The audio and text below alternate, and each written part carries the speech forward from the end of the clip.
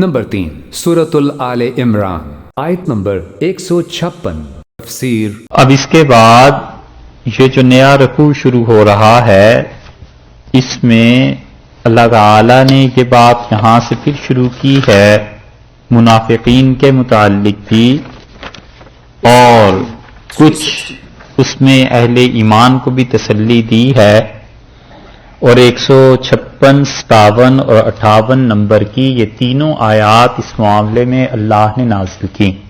اللہ تعالیٰ نے فرمایا کہ یا ایھا الذین آمنوا، اے وہ لوگو جو ایمان لائے ہو، لا تکونوا کالذین، مت بننا ان لوگوں کی طرح جنہوں نے کفر کیا، کفر کیا، وقالو اور کہا لاخوانہم اپنے بھائیوں کے بارے میں، اذ ضربوا فی الارض، جب وہ گئے ہیں زمین میں تجارت کرنے کے لیے، اور او کانو یا وہ ہوں غزن جہاد میں غازی، لو اگر کانو عندنا وہ ہمارے پاس ہوتے، ما ماتو تو نہ مرتے، وما قتلوا اور نہ ہی وہ شہید ہوتے، لیجعل اللہ تاکہ اللہ اسے کر دے، ذالک اس چیز کو، حسرتن فی قلوبہم ان کے دلوں میں افسوس،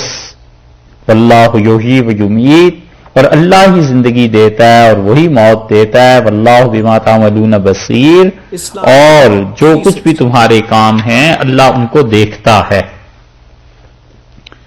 اس آیت کریمہ میں ان منافقین کا پھر رد ہے جنہوں نے پہلے تو بات یہ چھیڑی کہ اگر ہماری بات مان لی جاتی تو کوئی نہ مرتا، اور ہماری بات مان لی جاتی تو لوگ محفوظ رہتے۔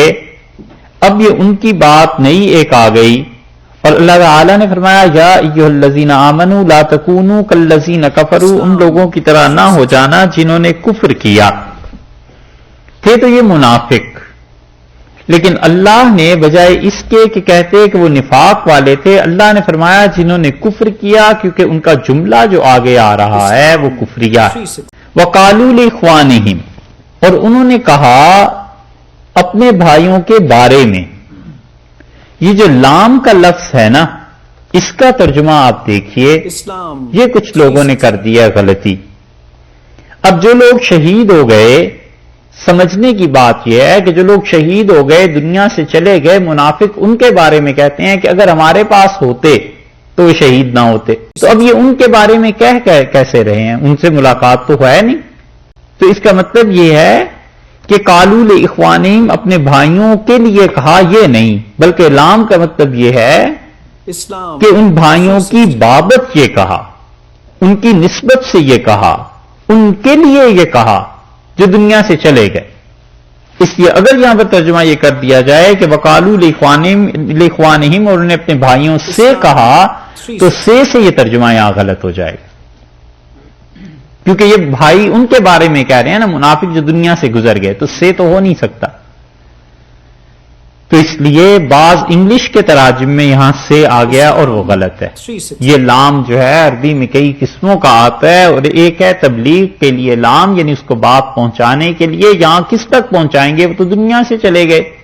اور ایک لام آتا ہے تعلیل کے لیے، سبب ظاہر کرنے کے لیے، بات کی وجہ، اس کی ریزن ظاہر کرنے کے لیے۔ تو اس وقالوا لاخوانہم انہوں نے اپنے بھائیوں کی وجہ سے یہ کہا، بھائیوں کے لیے یہ کہا، کیا؟ اذا ضربوا فی الارض، جب ان کے وہ بھائی زمین میں کہیں گئے۔ ضربوا فی الارض کا مطلب ہے زمین میں رزق کا تلاش کرنا، تجارت کا کرنا۔ تو تجارت کے غرض سے جب ان کے بھائی گئے، ایک بات سفر کو نکلے، او کانو غزن، یا وہ کیا تھے؟ غازی تھے۔ غزن غازی کی جمع، غازی وہ جو میدان جنگ میں بجائے شہادت کے فتح پا کے واپس آ جائے۔ تو جو غزوے میں گئے یا جہاد میں گئے، انہوں نے کہا ان منافقوں نے، لو کانوا عندنا، اگر وہ لوگ ہمارے پاس ہوتے، ما ماتوا وما قتلوا، تو نہ ہی تو وہ مرتے اور نہ ہی وہ قتل ہوتے، نہ ان پہ موت آتی اور نہ ہی وہ شہید کیے جاتے۔ دونوں باتیں نہ ہوتی، ایک تو مرنا ہے وہ اپنے طبعی اختیار سے، یعنی مرتے بھی نہ، اور ایک ہے قتلوا، یعنی مارے جاتے کوئی اور انہیں مار دیتا جو اپنے اختیار کے علاوہ ہے.